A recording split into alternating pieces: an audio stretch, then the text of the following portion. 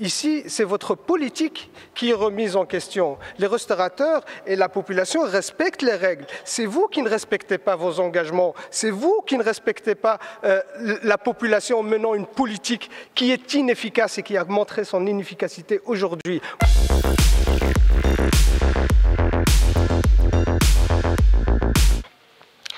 Madame la ministre, dans le secteur de l'Horeca, des restaurateurs envisagent une action symbolique le 1er mai en ouvrant les terrasses. Ils se basent pour faire cette action sur les affirmations des virologues qui affirment que l'ouverture des terrasses a un impact minime au niveau sanitaire. Et ils veulent utiliser cette liberté d'expression pour exprimer leur souffrance et aussi exprimer leur désaccord avec votre politique sanitaire et les mesures qui en découlent.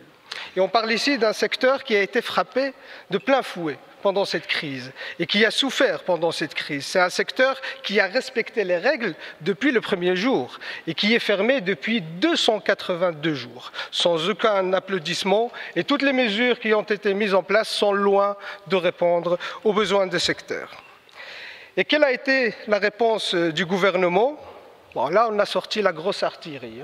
Tous les ministres s'y sont mis, ministre de la Santé, de la Justice, de l'Intérieur, les procureurs généraux. Ah, on va sanctionner, tolérance zéro, des amendes, des fermetures administratives. Et même le ministre Clarinval, un ministre MR, soi-disant libéral et ministre des Indépendants, il a menacé de supprimer le double droit de passerelle. Si le gouvernement mettait autant d'énergie dans la gestion de la crise sanitaire, on ne serait pas dans cette situation. Les secteurs de l'Horeca, ils vous ont tendu la main et le gouvernement les a giflés. Alors, Madame la Ministre, puisque le gouvernement ne veut pas les écouter, moi je vais porter leurs revendications ici dans ce Parlement. Ils vous demandent d'avancer la date d'ouverture des terrasses au 1er mai, parce que, comme le disent les virologues, les terrasses ne représentent pas un risque au niveau sanitaire. Et deuxièmement, Madame la Ministre, est-ce que vous allez revenir sur ces mesures disproportionnées, sur cette répression qui est sortie suite à cette annonce du 1er mai? Est-ce que vous allez revenir sur ces mesures face à une action qui se dit symbolique, Madame la Ministre? Personne n'a parlé de la tolérance zéro par rapport à l'Horeca. Les règles sont claires et sont nécessaires. C'est aussi un signal de respect pour tous ceux qui respectent les règles. Madame la Ministre, quand les procureurs généraux disent qu'ils ne laisseront rien passer et qu'ils mettront des amendes à tout le monde, ça s'appelle une tolérance zéro. Et juste, vous présentez les choses comme si votre action était neutre.